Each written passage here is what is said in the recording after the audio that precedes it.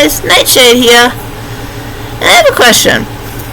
Have you ever just looked in the mirror and been through pain and just said to yourself, I know what this pain is, I refuse to put anyone else, even my worst enemy, through it?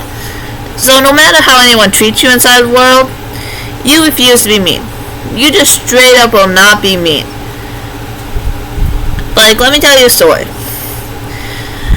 When I worked at Walmart, this Karen came in, and she was so mean. She was throwing stuff down the aisles, upset because we didn't have something, and she actually tried to put the blame on me. This was back when I lived in Indiana, so this was about, I want to say 2019, 18, something in there. And I worked third shift at the time, and our store was 24 hours, so anyone could come in any day at any point.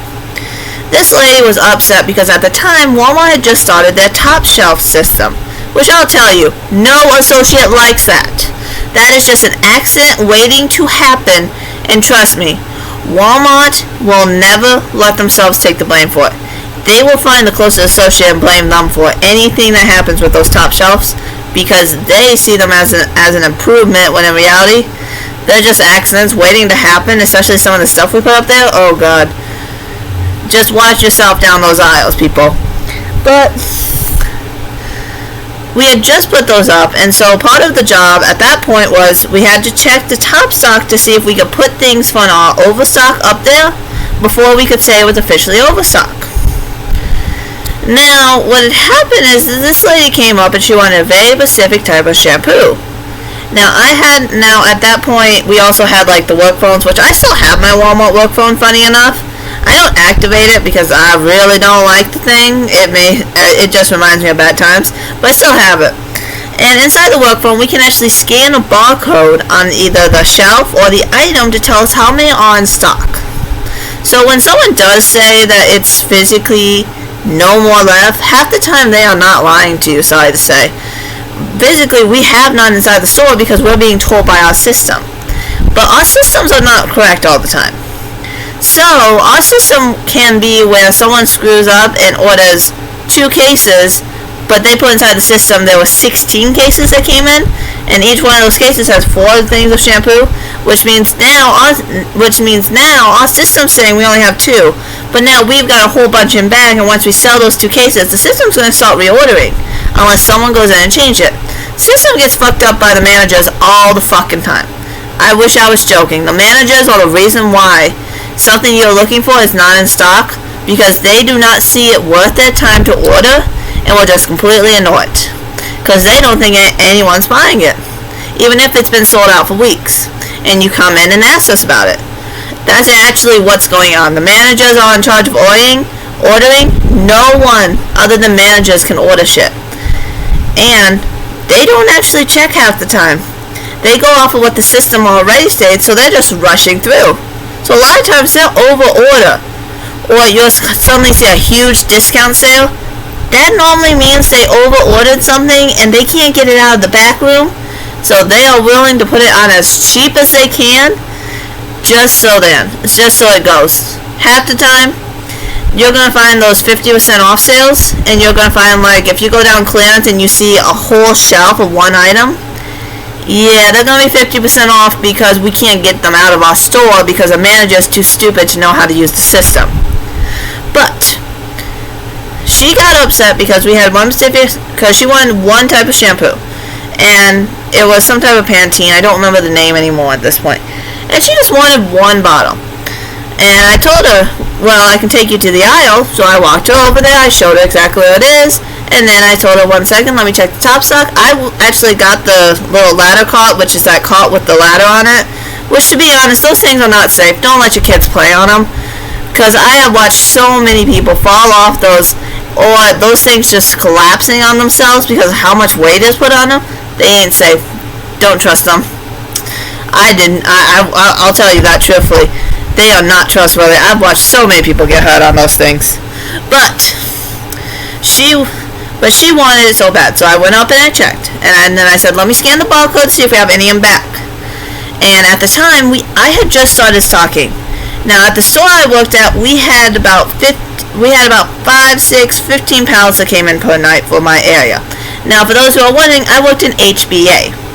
Now that is all the shampoo, makeup, all that stuff, and they gave me pharmacy, HBA, and makeup.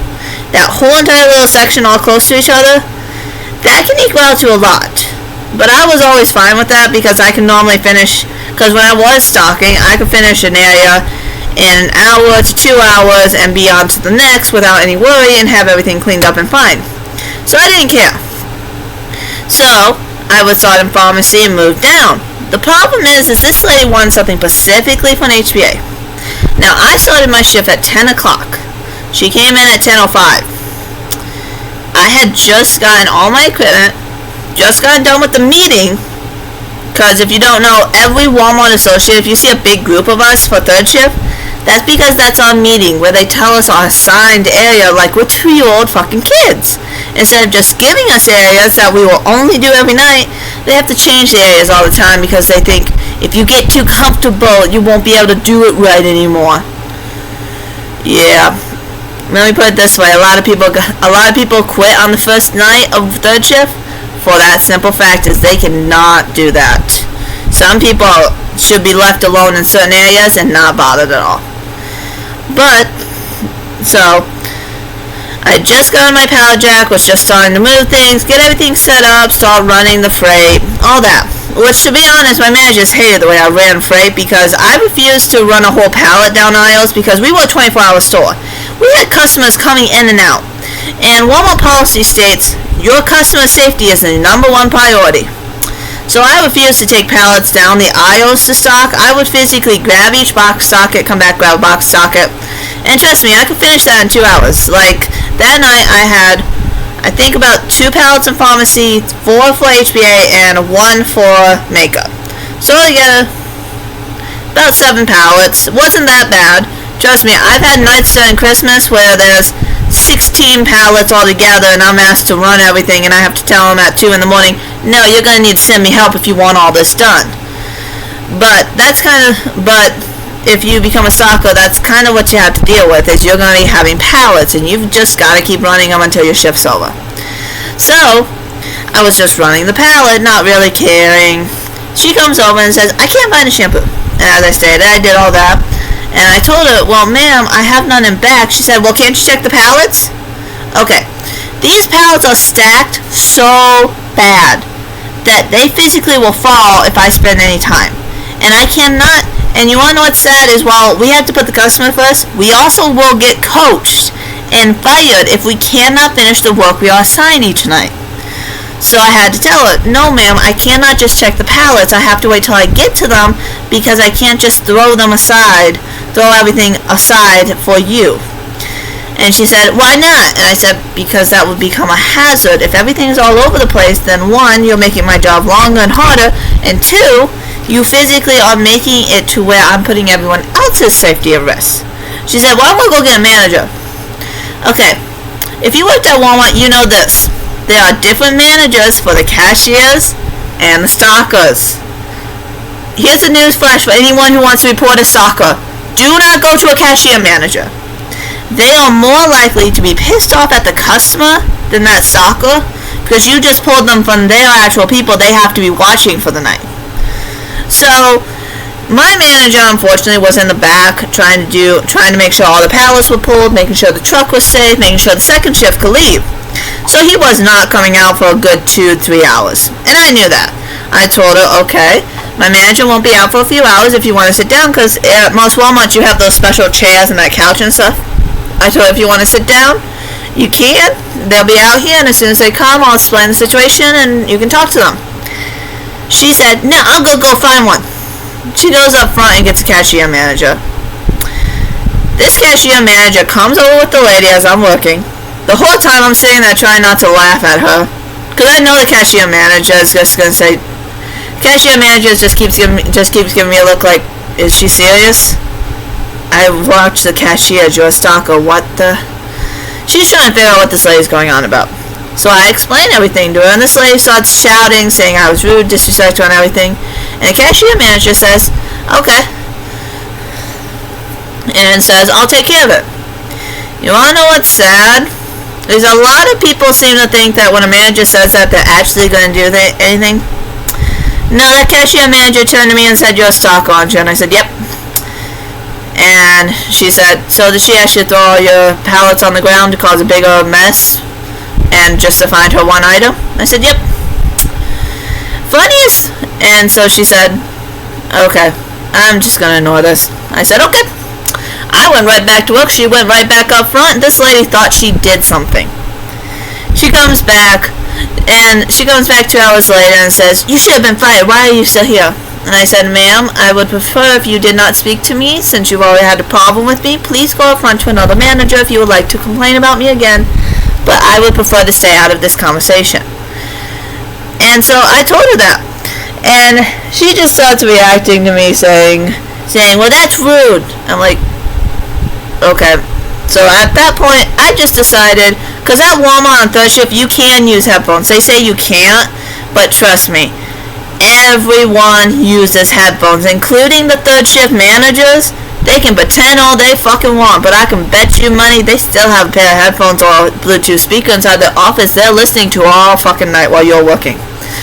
So I just put my headphone back in, just went back to annoying her, and I left her alone. So, about 2 hours later, my manager finally comes out. I go up to him and I explain everything to him. And he says, "Oh, if she calls, I'll deal with it." So the funniest thing to me, though, is that he did come up to me the next night and say, "She did call. I spoke to her. And I explained to her that no, I was not going to fire you for putting the safety of others before her own product." But the funniest thing is I actually stopped and laughed when I heard him tell me this, and I said, "You want to know what's really funny to me?" And he said, "What?" I said, "I ended up finding her shampoo on my first pallet of HBA once I got to it. If she had just came in at about midnight, she would have gotten her product and been perfectly fine."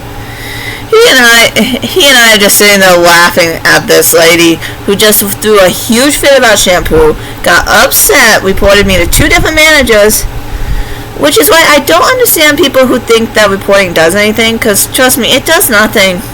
The managers don't care. They honestly are there just like the employees to get money. They honestly don't care about the customers. They're just there to get money, and every single person who's worked retail has that fake smile voice that you can do magically where everyone thinks you're all friendly. When inside all you're thinking is, "I really don't like you. Can you just go away yet?" And I find it so funny.